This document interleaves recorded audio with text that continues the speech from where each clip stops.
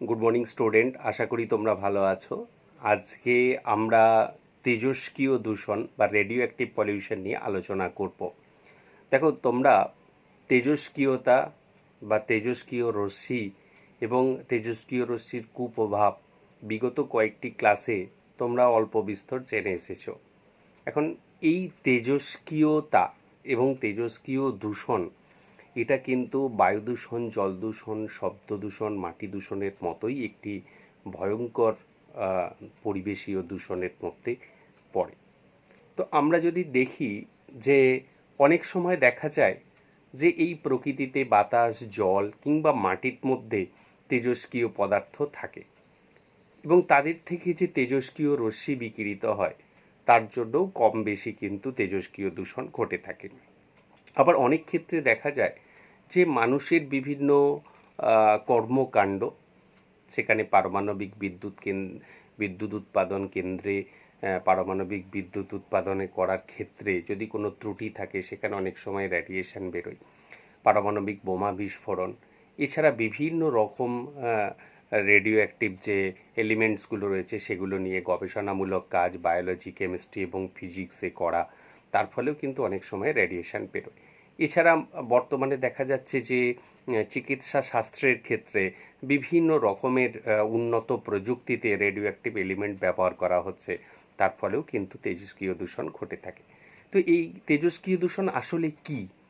দেখো, মনুষ্যসৃষ্ট কারণেই হোক বা প্রাকৃতিক কারণেই হোক, যদি দেখা যায় যে কোনো রেডিও অ্যাক্টিভ পার্টিকেল থেকে যে রেডিয়েশন প্রকৃতিতে জল, বাতাস, জীবদেহ বা মাটিতে প্রবেশ করে এবং যদি তার মাত্রা এতটাই ভয়ঙ্কর হয় যে জীবজগতের প্রত্যেকটা জীবের ক্ষেত্রে যেটা থ্রেশহোল্ড লেভেল, যদি সেই থ্রেশহোল্ড লেভেলকে অতিক্রম করে এবং এই রেডিয়েশনের কুপ্রভাব যদি জীবদেহ অর্থাৎ মনুষ্য সভ্যতা এবং পরিবেশের ওপর কুপ্রভাব ফেলে, তখনই তাকে আমরা বলবো তেজস্ক্রিয় দূষণ। তাহলে খুব ছোট করে আমরা যদি সংজ্ঞাটা বলি যে যে প্রকার পরিবেশ দূষণের ক্ষেত্রে প্রাকৃতিক বা মনুষ্যসৃষ্ট কারণে যদি কোনো রেডিও অ্যাক্টিভ পার্টিকেল থেকে নির্গত রেডিয়েশন বিকিরিত অবস্থায় জীবজগৎ, মানুষ এবং পরিবেশের ক্ষতি সাধন করে থাকে, তখন সেই দূষণকে আমরা বলবো রেডিও অ্যাক্টিভ পলিউশন বা তেজস্ক্রিয় দূষণ। তো এই তেজস্ক্রিয় দূষণ আমরা প্রথমেই বলছিলাম যে তেজস্ক্রিয় দূষণের কারণগুলো যদি আমরা দেখি, এর দুটো কারণ রয়েছে। অর্থাৎ এক ধরনের কারণ রয়েছে যেখানে মানুষের কোনো হাত নেই, অর্থাৎ প্রাকৃতিক কারণ। তো এই প্রাকৃতিক কারণ যেগুলো রয়েছে তেজস্ক্রিয় দূষণের মধ্যে, তার মধ্যে আমরা দায়ী করতে পারি কসমিক রেকে। তোমরা জানো যে সূর্যালোকের মাধ্যমে বিভিন্ন রে পৃথিবীতে আসছে, এছাড়া বিভিন্ন মহাজাগতিক রশ্মিও পৃথিবীতে আসে। এই মহাজাগতিক রশ্মি বা কসমিক রেগুলোর মধ্যে একাধিক রশ্মি থাকে যেগুলো রেডিও অ্যাক্টিভ হয়ে থাকে এবং এই রেডিও অ্যাক্টিভ বিকিরণের ফলেও অনেক সময় দেখা যায় যে জীবজগৎ বা পরিবেশের ওপর বিরূপ প্রতিক্রিয়া হচ্ছে এবং এই কসমিক রে বা বিভিন্ন মহাজাগতিক রশ্মির ক্ষেত্রেও কিন্তু এই প্রাকৃতিক কারণ হিসেবে গণ্য হয়েছে তেজস্ক্রিয় দূষণের ক্ষেত্রে। এর পাশাপাশি আমরা যদি দেখি যে জল, স্থল, অন্তরিক্ষে বিশেষ করে মাটি এবং জলের মধ্যে বিভিন্ন রেডিও অ্যাক্টিভ পার্টিকেল থাকে। বিশেষত মাটির গভীরে যে রেডিও অ্যাক্টিভ পার্টিকেলগুলো রয়েছে তাদের রেডিয়েশন অনেক সময় ভূপৃষ্ঠের ওপর এসে পৌঁছায় না, কিন্তু যদি কোনো কারণে ধস নামে বা ভূমিকম্প হয় অথবা ফাটল ধরে, তাহলে অনেক সময় সেই রেডিও অ্যাক্টিভ এলিমেন্টগুলো উন্মুক্ত হতে পারে। তখন কিন্তু সেই ফাটলের মধ্য দিয়েই হোক বা ভূমিকম্পের ফলেই হোক বা প্রাকৃতিক যে ভূমিধস তার মাঝখানে যে ফাটল সৃষ্টি হয়েছে তার মাধ্যমেই হোক, অনেক সময় সেই রেডিয়েশন ভূপৃষ্ঠে এসে পৌঁছায়। আবার অনেক সময় দেখা যায় যে মাটিতে যে রেডিও অ্যাক্টিভ পার্টিকেল রয়েছে বা সমুদ্র বা জলের মধ্যে যে রেডিও অ্যাক্টিভ পার্টিকেলগুলো রেডিয়েশন দিচ্ছে, তাদেরকে অনেক সময় বিভিন্ন জলচর প্রাণী বা মাটির জীবেরা অনেক সময় খাদ্য হিসেবে গ্রহণ করে এবং সেই সমস্ত প্রাণীদের দেখা যায় যে খাদ্য সম্পর্কের ভিত্তিতে অনেক সময় মানুষ পর্যন্ত পৌঁছে যাচ্ছে এবং সেই সমস্ত পার্টিকেল অনেক সময় আমরা দেখি যে জীবদেহে পৌঁছে যাচ্ছে এবং মানুষের শরীরেও আলটিমেটলি পৌঁছে যাচ্ছে আমাদের খাদ্য সম্পর্কের ভিত্তিতে, খাদ্য শৃঙ্খলের মাধ্যমে। তো এইভাবেও কিন্তু অনেক সময় রেডিয়েশন ঘটে। আরেকটা হচ্ছে যে অনেক সময় দেখা যায় যে প্রাকৃতিক কারণে যে সমস্ত জায়গায় মানুষ যাচ্ছে সেই সমস্ত প্রাকৃতিক জায়গাগুলোতেও অনেক সময় নেচারের মধ্যে রেডিও অ্যাক্টিভ পার্টিকেল থাকতে পারে, কোনো পার্বত্য অঞ্চলে হোক, কোনো মরুভূমিতে হোক বা ফাঁকা জায়গাতে হোক। সেই সমস্ত জায়গায় যদি মানুষ যায় তো তাদের যে রেডিয়েশন তো চারদিকে ছড়িয়েই আছে, তাদের সেই রেডিয়েশন কিন্তু মানুষ অনেক ক্ষেত্রে গ্রহণ করে এবং মানুষের শরীরেও কিন্তু সেই সমস্ত অঞ্চলগুলোতে রেডিয়েশন ঢোকে, কিন্তু এগুলোর মাত্রা এতটাই কম বা থ্রেশহোল্ড লেভেলের নিচে থাকায় খুব বেশি ক্ষতি হয় না। জেনে রাখো যে পৃথিবীতে প্রত্যেকটা মানুষের শরীরেই কিন্তু রেডিও অ্যাক্টিভ এই যে রেডিয়েশন সেগুলো কিন্তু ঢোকেই বা প্রবেশ করেই, কিন্তু সেগুলো থ্রেশহোল্ড লেভেলে কম থাকার জন্য সেগুলো মানুষের খুব একটা ক্ষতি করে না। এখানে দেখো আমি থ্রেশহোল্ড লেভেল যে টার্মটা কয়েকবার ব্যবহার করেছি, থ্রেশহোল্ড লেভেল জিনিসটা কি একটু বলে দিই। দেখো আমি বলেছি যে রেডিয়েশনের একটা নির্দিষ্ট মাত্রা থাকে। এই রেডিয়েশনের মাত্রা দেখা গেছে যে প্রত্যেকটা জীবদেহে, বিশেষত মানুষের ক্ষেত্রে যে মাত্রায় এই রেডিয়েশন সে গ্রহণ করার ফলেও যদি ওই মানুষের কোনো রকম শারীরিক ক্ষতি না হয়, তখন সেই সর্বোচ্চ মাত্রাটাকেই আমরা বলি থ্রেশহোল্ড লেভেল। যদি এই থ্রেশহোল্ড লেভেলের নিচে যদি রেডিয়েশন কোনো মানুষের শরীরে প্রবেশ করে, তাহলেও কিন্তু ওই মানুষের খুব একটা ক্ষতি হয় না, মানে রেডিয়েশনজনিত ক্ষতি হয় না। কিন্তু যদি এই রেডিয়েশনের মাত্রা থ্রেশহোল্ড লেভেলকে অতিক্রম করে বা তার থেকে বেশি হয় এবং দীর্ঘ সময় ধরে চলতে থাকে, তখনই কিন্তু তেজস্ক্রিয়তাজনিত বিভিন্ন প্রবলেমগুলো মানুষের ক্ষেত্রে দেখা যায়। তাহলে আমরা বিভিন্ন প্রাকৃতিক কারণগুলো আলোচনা করছিলাম তেজস্ক্রিয় দূষণের জন্য। এইবার আমরা এই রেডিও অ্যাক্টিভ পলিউশনের মনুষ্যসৃষ্ট কিছু কারণে চলে আসি। দেখো, মনুষ্যসৃষ্ট একাধিক কারণ রয়েছে। তার মধ্যে প্রথমেই যদি আমরা আসি পারমাণবিক বিদ্যুৎ উৎপাদন। তোমরা দেখেছো যে বর্তমানে আমাদের দেশে তাপবিদ্যুৎ বা থার্মাল পাওয়ার সব থেকে বেশি ব্যবহৃত হয় এবং তার জন্য টন টন কয়লা পোড়াতে হয় এবং তার থেকে তাপবিদ্যুৎ তৈরি করা হয়। কিন্তু তোমরা যদি জানো যে 1 টন কয়লা পুড়িয়ে যে পরিমাণ বিদ্যুৎ তৈরি করা যায়, মাত্র 50 গ্রাম ইউরেনিয়াম এবং 25 গ্রাম পোলোনিয়াম থেকে তার থেকে বেশি পরিমাণ বিদ্যুৎ পাওয়া যাবে। তাহলে কেন আমরা এত কয়লাকে পোড়াবো? এটা একটা স্বাভাবিক, কিন্তু প্রশ্ন হচ্ছে এটাই যে আমরা যখন সেই তেজস্ক্রিয় মৌলগুলোকে ব্যবহার করে নিউক্লিয়ার ফিশন বা নিউক্লিয়ার ফিউশনের মাধ্যমে আমরা পারমাণবিক বিদ্যুৎ কেন্দ্রে পারমাণবিক বিদ্যুৎ তৈরি করব, তার জন্য উন্নত পরিকাঠামো দরকার। সেই উন্নত পরিকাঠামো ফ্রান্সের থাকলেও আমাদের দেশে ততটা নেই। সেই জন্য ফ্রান্স পারমাণবিক বিদ্যুৎ উৎপাদনে পৃথিবীতে প্রথম, ভারতবর্ষ নয়। তো যদিও ভারতবর্ষে বেশ কিছু পারমাণবিক বিদ্যুৎ কেন্দ্র গঠিত হয়েছে, তার কারণ যে পারমাণবিক বিদ্যুৎ কেন্দ্র আমরা তখনই তৈরি করতে পারবো যে সেক্ষেত্রে পারমাণবিক বিদ্যুৎ কেন্দ্রের যে পরিকাঠামো এবং উন্নত প্রযুক্তি এবং যাতে সেখান থেকে রেডিয়েশন না চারপাশে ছড়ায়, এই রকম যদি উন্নত প্রযুক্তি আমাদের দেশে চালু হয়, তখনই কিন্তু আমরা পারমাণবিক বিদ্যুতের দিকে ঝুঁকতে পারি। এখন পারমাণবিক বিদ্যুৎ উৎপাদন কেন্দ্রগুলো থেকে দেখা গেছে যে সামান্য অসাবধানতাবশত বা অনেক সময় দেখা যায় যে সঠিকভাবে কেয়ার না নেওয়ার জন্য অনেক সময় সেখান থেকে রেডিয়েশন কিন্তু চারদিকে বেরোতে পারে। তো এই যে রেডিয়েশন চারদিকে ছড়িয়ে পড়ে পারমাণবিক বিদ্যুৎ কেন্দ্র থেকে, তার ফলেও কিন্তু দেখা গেছে যে তেজস্ক্রিয় দূষণ হয়। এছাড়া যারা পারমাণবিক বিদ্যুৎ কেন্দ্রে দীর্ঘদিন ধরে কাজ করছে, যে সমস্ত কর্মচারীরা রয়েছে, তারা কিন্তু অনেক বেশি রেডিয়েশন খায় এবং ওই অনেক বেশি রেডিয়েশন খাওয়ার জন্য তাদের ক্ষেত্রেও কিন্তু ক্যান্সার সহ একাধিক বিভিন্ন রোগ বা বিভিন্ন ধরনের নিউরো প্রবলেমজনিত অস্বাভাবিকতা দেখা যায়। সুতরাং এই পারমাণবিক বিদ্যুৎ কেন্দ্র যেটা মানুষেরই সৃষ্টি, তাই এই পারমাণবিক বিদ্যুৎ কেন্দ্র থেকে যে তেজস্ক্রিয় দূষণ হয় সেটা আমরা মনুষ্যসৃষ্ট কারণ হিসেবে বিবেচনা করতে পারি। এর পাশাপাশি আমরা যদি দেখি যে উন্নত চিকিৎসা ব্যবস্থা, তোমরা যদি দেখবে ক্যান্সারের চিকিৎসা ব্যবস্থাতে রেডিওথেরাপি ইউজ হচ্ছে। এর পাশাপাশি রেডিয়েশন বিভিন্ন এর ক্ষেত্রে দেওয়া হয়, বিভিন্ন রোগের ক্ষেত্রে এখন রেডিয়েশন দেওয়া হয়। এই জন্য তোমরা দেখবে যে রেডিওলজি বিভাগ বলে প্রত্যেকটা হসপিটালেই এক একটা করে অংশ রয়েছে। তো সেখানে তো কোনো এলিমেন্টকে ব্যবহার করা হয় যে রেডিয়েশন দেয়। তো এই রেডিও অ্যাক্টিভ পার্টিকেল যাই ইউজ করা হোক না কেন, সে ইউরেনিয়াম হোক, পোলোনিয়াম হোক বা অন্য যে রেডিও অ্যাক্টিভ পার্টিকেলগুলো রয়েছে, যেটাই ব্যবহার করা হোক না কেন, তার থেকে রেডিয়েশন যে বেরোচ্ছে, সেই রেডিয়েশন যারা রেডিওলজিস্ট রয়েছে তারাও তো দীর্ঘদিন ধরে খায়, যারা ওই রুমের মধ্যে ইউজ করে, সেই জন্য রেডিওলজি বিভাগের আশেপাশে অঞ্চলে তো রেডিয়েশন যেতেই পারে। বা যে সমস্ত রোগীদের উপর ইউজ করা হচ্ছে এই যন্ত্রপাতির প্রয়োগ, তাহলে সেক্ষেত্রে তাদের ক্ষেত্রেও তো রেডিয়েশন খাওয়ার একটা প্রকোপ লক্ষ্য করা যেতেই পারে। সুতরাং এই জায়গা থেকে এই উন্নত চিকিৎসা ব্যবস্থায় আমরা রেডিয়েশন যদি ব্যবহার করি এবং সেই রেডিয়েশন যদি থ্রেশহোল্ড লেভেলকে দীর্ঘদিন ধরে শরীরে প্রবেশ করার ফলে, অনুপ্রবেশ হওয়ার ফলে যদি দেখা যায় অতিক্রম করে যাচ্ছে, তার ফলেও কিন্তু এই তেজস্ক্রিয় দূষণ ঘটতে পারে। তাই আমরা চিকিৎসা শাস্ত্রে ব্যবহৃত বিভিন্ন রেডিও অ্যাক্টিভ এলিমেন্ট থেকেও কিন্তু আমাদের এই ধরনের সমস্যা হতে পারে। এর পাশাপাশি আমরা যদি দেখি যে পারমাণবিক বোমা বিস্ফোরণ, দেখো পারমাণবিক বোমা এখন প্রত্যেকটা শক্তিধর দেশের কাছে একটা বড় উইপন। যে দেশে পারমাণবিক বোমা আছে সে জাহির করে বলতে পারে, মাঝে মাঝে উত্তর কোরিয়া দেখেছো ফাটায় দু একটা, আমাদের ভারতবর্ষ পোখরানে বিস্ফোরণ করে পাকিস্তানকে বলেছিল যে আমাদের পারমাণবিক বোমা রয়েছে। সুতরাং এইটা যেন প্রত্যেকটা দেশ জাহির করে যে আমি শক্তিধর রাষ্ট্র, আমার কাছে পারমাণবিক বোমা রয়েছে উইপন্স হিসেবে।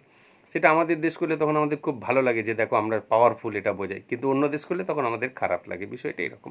কিন্তু এটা তো তোমরা জানো যে হিরোশিমা বা নাগাসাকির ঘটনা আমরা কেউ অস্বীকার করতে পারবো না, দেখেছি যে সেখানে পারমাণবিক বোমা বিস্ফোরণ কী ভয়ঙ্কর প্রভাব ফেলতে পারে। সুতরাং পারমাণবিক বোমাও মানুষের তৈরি, আর সেটা যে ফাটাচ্ছে সেটাও মানুষ, এবং যে দেশের ওপর পড়ছে তারাও মানুষ। সুতরাং মনুষ্য সভ্যতার ওপর এই পারমাণবিক বোমা বিস্ফোরণের ফলে যে রেডিয়েশন চারদিকে ছড়িয়ে পড়ে, তার ফলে কিন্তু বহু সংখ্যক মানুষ এবং উদ্ভিদ, বিভিন্ন প্রাণীকুল মারাত্মক ক্ষতির শিকার হয়। সুতরাং তেজস্ক্রিয় দূষণের অন্যতম কারণ হচ্ছে পারমাণবিক বোমা বিস্ফোরণ। এছাড়া পাশাপাশি আমরা যদি গবেষণামূলক যে কারণগুলো রয়েছে, যেমন দেখো বায়োলজি, ফিজিক্স এবং কেমিস্ট্রির যে ল্যাবরেটরি রয়েছে, সেই ল্যাবরেটরিতে বিভিন্ন পরীক্ষা নিরীক্ষার ক্ষেত্রে অনেক সময় আমরা রেডিও অ্যাক্টিভ পার্টিকেল ব্যবহার করি বা আইসোটোপ ব্যবহার করা হয়। তার ফলে অনেক সময় দেখা যায় যে সেখান থেকেও রেডিয়েশন খাওয়ার সম্ভাবনা থাকে, বা আশেপাশে সেই ল্যাবে যারা কাজ করে বা সেই ল্যাবের আশেপাশে যে সমস্ত বাড়ি রয়েছে বা যে সমস্ত মানুষ ব্যক্তিরা রয়েছেন তাদের শরীরেও কিন্তু রেডিয়েশন যাওয়ার একটা প্রবণতা রয়েছে। তো আমরা যদি দেখি এইভাবেও কিন্তু তেজস্ক্রিয় দূষণ ঘটতে পারে। তাহলে আমরা তেজস্ক্রিয় দূষণের একাধিক মনুষ্যসৃষ্ট কারণগুলো নিয়ে আলোচনা করলাম। তাহলে আমরা কি দেখলাম যে তেজস্ক্রিয় দূষণ কি, তেজস্ক্রিয় দূষণের বিভিন্ন প্রাকৃতিক কারণ এবং মনুষ্যসৃষ্ট কারণগুলো আমরা দেখলাম। এবার আসবো এই তেজস্ক্রিয় দূষণের ক্ষতিকর প্রভাব। অর্থাৎ এই একটা মানুষ বা কোনো ব্যক্তির দেহে দীর্ঘদিন ধরে যদি তার থ্রেশহোল্ড লেভেলের ওপর রেডিয়েশন ঢোকে, তাহলে সেক্ষেত্রে কী পরিণতি হতে পারে, তার দেহে কী কী কুপ্রভাব পড়তে পারে, আমরা সেগুলোই একটু আলোচনা করব। দেখো তেজস্ক্রিয়তার মাত্রা বর্তমানে আমরা যে ইউনিটে মাপি এবং পৃথিবীর বেশিরভাগ দেশে যেটা মাপা হয় সেটা হচ্ছে রেম, অর্থাৎ রনজেন্ট ইকুইভ্যালেন্ট ইন ম্যান। এই ইউনিটে মাপা হয়, এটাকে সংক্ষেপে আমরা REM বা রেম ইউনিট বলি। এখন যদি দেখা যায় যে কোনো মানুষের শরীরে বা কোনো ব্যক্তির শরীরে যে তেজস্ক্রিয়তা প্রবেশ করছে তার মাত্রা যদি 50 থেকে 100 রেম পর্যন্ত হয়, অর্থাৎ 50 to 100 রেম পর্যন্ত হয়ে থাকে, তাহলে দেখা যায় যে সেই মানুষের দেহে যে ধরনের অস্বাভাবিকতা দেখা যায়, যদি সেটা 100 রেম থেকে 200 রেম হয়, তাহলে অস্বাভাবিকতাগুলো পাল্টে যায়। অর্থাৎ তেজস্ক্রিয়তার মাত্রা যেমন পাল্টাতে থাকে সেই অনুযায়ী মানুষের বিভিন্ন অস্বাভাবিকতা বা কুপ্রভাব লক্ষ্য করা যায়। তো আমরা যদি দেখি যে কোনো মানুষের শরীরে যদি তেজস্ক্রিয়তার মাত্রা 50 to 100 রেম হয়ে থাকে, তাহলে তার ক্ষেত্রে কী কী সমস্যা হয়। প্রথম কথা হচ্ছে যে এই মাত্রার তেজস্ক্রিয়তা মানুষের শরীরের যে অঙ্গের কলাকোষে পৌঁছাবে সেই সমস্ত কোষের মধ্যে প্রোটো-অঙ্কোজিনকে অঙ্কোজিনে রূপান্তরিত করতে পারে। এই প্রোটো-অঙ্কোজিন অঙ্কোজিনে রূপান্তরিত হওয়া মানেই হচ্ছে সেই কোষটার মধ্যে আনলিমিটেড সেল ডিভিশনের পাওয়ার সে পেয়ে গেল। অর্থাৎ ওই কোষটা অনিয়ন্ত্রিত কোষ বিভাজিত হয়ে টিউমার, এবং টিউমার থেকে ম্যালিগনেন্সি আসা এবং তার থেকে ক্যান্সার হওয়ার প্রবণতা সৃষ্টি হবে। অর্থাৎ ক্যান্সার উৎপাদনের ক্ষেত্রে এক ধাপ এগিয়ে গেল। এই কাজটা হয়। অর্থাৎ আমরা যদি দেখি যে 50 to 100 রেমের যে মাত্রা, তেজস্ক্রিয়তার মাত্রা, সেই মাত্রায় মানুষের দেহের কলাকোষের মধ্যে ক্যান্সার হওয়ার জন্য বা টিউমার ফর্মেশনের জন্য অঙ্কোজেনিক অ্যাক্টিভিটি দেখা যায়। এর পাশাপাশি আমরা যদি দেখতে থাকি যে কনজাংটিভাইটিস হতে পারে। এছাড়া সানবার্ন, সানট্যান যেরকম আমাদের চামড়ার ওপর হয়, ত্বকের ওপর, এই রেডিয়েশনের মাত্রায় অনেক জায়গায় কিন্তু এরকম সানবার্ন বা সানট্যানের মতো পোড়া দাগ হতে পারে। এর পাশাপাশি দেখা যায় যে বিভিন্ন রকমের নিউরো প্রবলেম বা স্নায়ু বৈকল্য আসতে পারে। হাত পা কাঁপতে পারে, দেহের ওজন হ্রাস পেতে থাকে, অনেক সময় বমি হয় বা বমি বমি ভাব অনুভূত হয়, প্রায় প্রতিনিয়তই তীব্র মাথার যন্ত্রণা হয়, বিশেষ করে মাথার সামনের অংশ মারাত্মক ব্যথা হতে থাকে, এই রকম সমস্যা আসতে থাকে, দেহের ওজন ক্রমশ হ্রাস পেতে থাকে, এই সমস্ত প্রবলেমগুলো আসতে থাকে। এইবার যদি এই মাত্রা অর্থাৎ তেজস্ক্রিয়তার মাত্রা 100 রেম থেকে 200 রেম পর্যন্ত হয়, তাহলে যে সমস্যাগুলো হয় সেগুলো আমরা একটু দেখে নিই।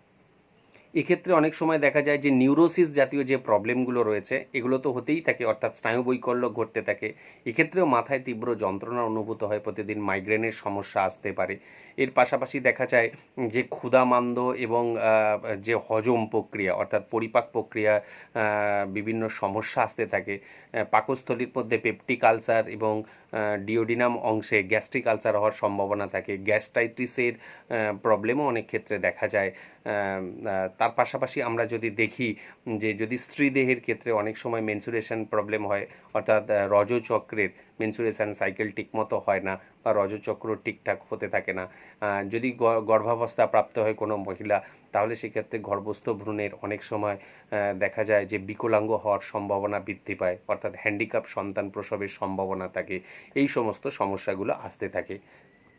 যদি তেজস্ক্রিয়তার মাত্রা 200 থেকে 400 রেম হয়, তাহলে যে সমস্যাগুলো হয় দেখা যায় অনেক ক্ষেত্রে রক্তচাপের পরিবর্তন হতে থাকে, কার্ডিয়াক অ্যারেস্ট, হার্ট অ্যাটাক থেকে হার্টের বিভিন্ন অ্যাঞ্জাইনা পেক্টোরিস থেকে শুরু করে বিভিন্ন হার্টের রোগ হওয়ার সম্ভাবনা থাকে। হঠাৎ করে প্রেশার ফল করে যাওয়ার জন্য মাথা ঘুরে পড়ে যেতে পারে, এই সমস্ত সমস্যাগুলো হতে পারে। তার পাশাপাশি আমরা যদি দেখি যে আলসার, অর্থাৎ একটু আগে আমরা যেটা বলছিলাম পেপটিক আলসার বা গ্যাস্ট্রিক আলসার, সেই আলসারের ক্ষত ক্রমশ বাড়তে থাকে এবং এর পরিণতি অনেক খারাপের দিকে এগোতে পারে, এই সমস্যাগুলো হয়। গর্ভস্থ ভ্রূণের তো বিকলাঙ্গ আসে, বিভিন্ন সমস্যার সৃষ্টি, অনেক সময় সে মারাও যেতে পারে, অর্থাৎ মৃত শিশু প্রসব করতে পারে, এরকম ধরনের সব সমস্যাগুলো সৃষ্টি হয়। যদি তেজস্ক্রিয়তার মাত্রা 400 থেকে 600 রেম হয়ে থাকে, অর্থাৎ যদি আরও বেশি মারাত্মক হয় এই রেডিয়েশনের মাত্রা, তাহলে সেক্ষেত্রে দেখা যায় যে অনেক সময় সাময়িক বন্ধ্যাত্ব দেখা যায়, অনেক ক্ষেত্রে দেখা যায় যে তীব্র মাইগ্রেনের সমস্যা হতে থাকে, হাড় ভঙ্গুর হয়ে যেতে থাকে, অনেক ক্ষেত্রে অস্টিওপোরোসিসের সম্ভাবনাও অনেক ক্ষেত্রে বৃদ্ধি পায়, শরীরের বিভিন্ন অংশে বিভিন্ন অঙ্গে ক্যান্সার হওয়ার সম্ভাবনা থাকে, এগুলো তো হতেই থাকে। অর্থাৎ আবার অনেক সময় এই মাত্রার রেডিয়েশনে কিন্তু কোনো মানুষের কে ইনস্ট্যান্টলি তার মৃত্যুও ডেকে আনতে পারে, অর্থাৎ এই তীব্র মাত্রার রেডিয়েশন কোনো মানুষের মৃত্যুরও কারণ হতে পারে। আর যদি রেডিয়েশনের মাত্রা 600 রেম অতিক্রম করে, অর্থাৎ 600 রেমের বেশি হয়, তাহলে ইনস্ট্যান্ট সেই মানুষের মৃত্যু তো ঘটতেই পারে। এদের অস্থিমজ্জা বা বোন ম্যারো সম্পূর্ণরূপে বিনষ্ট হয়ে যায়। তার ফলে বিভিন্ন রক্ত উৎপাদন প্রক্রিয়া, হিমোগ্লোবিন উৎপাদন প্রক্রিয়া যেমন ব্যাহত হয়, বিভিন্ন রক্তকণিকাগুলো উৎপাদন হয় না, এদের মারাত্মক অ্যানিমিয়ার সম্ভাবনা থাকে। তার ফলে অ্যানিমিয়াজনিত বিভিন্ন সমস্যাগুলো আসতে থাকে, ব্লাড প্রেশার ফল করতে থাকে এবং তাদের মৃত্যু ঘটতে পারে। বা হঠাৎ করে দেখা যায় এই তীব্র মাত্রার রেডিয়েশনে কোনো মানুষের কার্ডিয়াক অ্যারেস্ট হয়ে যেতে পারে। তো এই সমস্যাগুলো রয়েছে, এগুলো তো মানুষের ওপর তেজস্ক্রিয়তার বিভিন্ন কুপ্রভাবগুলো তোমরা দেখলে। এইবার অন্যান্য প্রাণীদের ওপরও কিন্তু তেজস্ক্রিয়তার বিভিন্ন কুপ্রভাব লক্ষ্য করা যায়। প্রাণীদের ক্ষেত্রে দেখা গেছে যে কুকুর, ছাগল, গরু, অর্থাৎ মানুষের যে গৃহপালিত যে প্রাণীগুলো রয়েছে তারা অনেক সময় দেখা যায় বধির হয়ে যেতে থাকে, অনেক সময় তাদের দেহের কোনো অঙ্গের বিকৃতি ঘটতে থাকে, তাদের দেহেরও বিভিন্ন অঙ্গে ক্যান্সার হওয়ার সম্ভাবনা থাকে। এছাড়া দেখা যায় যে তাদের যে দৈহিক যে হেয়ার লস অনেক সময় হয়, দেহ থেকে লোম ঝরে যায়, অনেক সময় পালক ঝরে যায়, ইত্যাদি সব সমস্যাগুলো হতে থাকে। তো এই বিভিন্ন পশু পাখির ক্ষেত্রেও কিন্তু মারাত্মক প্রভাব রয়েছে এই রেডিয়েশনের। তো এই রেডিয়েশনের প্রকোপ থেকে দেখা যাচ্ছে যে অনেক ক্ষেত্রে যে পাখি বা পশুদের ক্ষেত্রে যে গর্ভস্থ ভ্রূণ সেই রেডিয়েশনের কারণে অনেক সময় বিনষ্ট হয়, অর্থাৎ মৃত সন্তান প্রসব করে বিভিন্ন প্রাণীরা, এই রকম সমস্যাও কিন্তু দেখা যায়। এবার আসা যাক যে কীভাবে আমরা এই তেজস্ক্রিয় দূষণের মোকাবিলা করব। দেখো, তেজস্ক্রিয় দূষণের মোকাবিলার ক্ষেত্রে কতকগুলো দিক রয়েছে। দেখো, তেজস্ক্রিয় দূষণ মোকাবিলা করার জন্য প্রথমে নির্দিষ্ট আইন প্রণয়ন করতে হবে, অর্থাৎ পারমাণবিক বোমা বিস্ফোরণ যখন তখন করা যাবে না, পারমাণবিক বোমা ইউজ করা যাবে না, অনেক সময় দেখা যায় গবেষণামূলক কাজের ক্ষেত্রে রাশ টানতে হবে, এরকম সব ব্যাপারগুলো থাকে। এটা আইনগত দিক, অর্থাৎ বিভিন্ন আইন প্রণয়ন করে সেই আইন ঠিকমতো মেনে চলা হচ্ছে কিনা সেটা দেখেও অনেক সময় কিন্তু এটা দেখা যেতে পারে, কন্ট্রোল করা যেতে পারে রেডিও অ্যাক্টিভ পলিউশন। এর পাশাপাশি আমরা আছি প্রযুক্তিগত দিক। দেখো, আমরা যদি পারমাণবিক বিদ্যুৎ কেন্দ্র গড়ে তুলি, তাহলে সেক্ষেত্রে কিন্তু উন্নত টেকনোলজির ব্যবহার করতে হবে। আমরা যদি যে সমস্ত রেডিও অ্যাক্টিভ এলিমেন্ট নিয়ে কাজ করা হয় বা চিকিৎসায় ব্যবহার করা হয়, সেক্ষেত্রে খুব খুব উন্নত আন্তর্জাতিক মানের কিন্তু প্রযুক্তিকে ব্যবহার করতে হবে। না হলে সেই মান্ধাত্তার আমলের টেকনোলজিকে ইউজ করে কিন্তু আমরা কোনো রকমভাবেই এই রেডিও অ্যাক্টিভ পার্টিকেল নিয়ে কাজ করতে পারবো না। এটা একটা দিক। আর ব্যক্তিগত কিছু প্রিকশনস রয়েছে। আমরা নির্দিষ্ট অ্যাপ্রন পরে থাকবো, যারা এই সমস্ত কাজের সাথে যুক্ত, ডাক্তারবাবু হোক বা চিকিৎসা স্বাস্থ্য হোক অথবা গবেষক হোক, যারা রেডিও অ্যাক্টিভ এলিমেন্ট নিয়ে কাজ করছে, তারা নির্দিষ্ট অ্যাপ্রন পরে থাকবে। তাদের হাওয়াই চপ্পল পরে থাকা রাবারের ক্ষেত্রে খুব ভালো একটা দিক। ওই জন্য তোমরা দেখবে যারা এই সমস্ত গবেষণার সাথে যুক্ত থাকে তারা হাওয়াই চপ্পল পরে থাকে। এর পাশাপাশি আমরা রেডিও অ্যাক্টিভ রুমের কাছে বা যেখানে রেডিওলজি বিভাগ রয়েছে সেই সমস্ত রুম এর কাছে খুব বেশি যাব না। সেই সমস্ত যন্ত্রপাতি হ্যান্ডেল করার সময় সেগুলোর পাশে থাকবো না। এইগুলো কিছু পার্সোনাল কেয়ার রয়েছে, এগুলোর মাধ্যমেও কিন্তু এই করা যায়। এর পাশাপাশি হচ্ছে যে অনেক সময় আমরা যেটা দেখি যে রেডিয়েশনের যে সমস্ত অঞ্চলগুলোতে রেডিয়েশন হওয়ার সম্ভাবনা বেশি, এমন কিছু প্রাকৃতিক জায়গাও রয়েছে। যেমন তোমরা হ্যানফোর্ড, বিশ্বের সবথেকে দূষিততম স্থান, কারণ এখানে সবথেকে বেশি রেডিও অ্যাক্টিভ পার্টিকেল রয়েছে। তাহলে ওই শহরে তো মানুষ বসবাস করছে, তাই ওই সমস্ত অঞ্চলগুলোকে একটু অ্যাভয়েড করলেও কিন্তু অনেক ক্ষেত্রে এই রেডিও অ্যাক্টিভ পলিউশনের যেটা কমতে থাকে। সুতরাং আমরা আইনগত দিক থেকে, ব্যক্তিগত উপায়ের মাধ্যমে এবং উন্নত প্রযুক্তিকে ব্যবহার করে কিন্তু এই রেডিও অ্যাক্টিভ পলিউশনকে অনেকটাই কন্ট্রোল করতে পারি। আজ এ পর্যন্তই।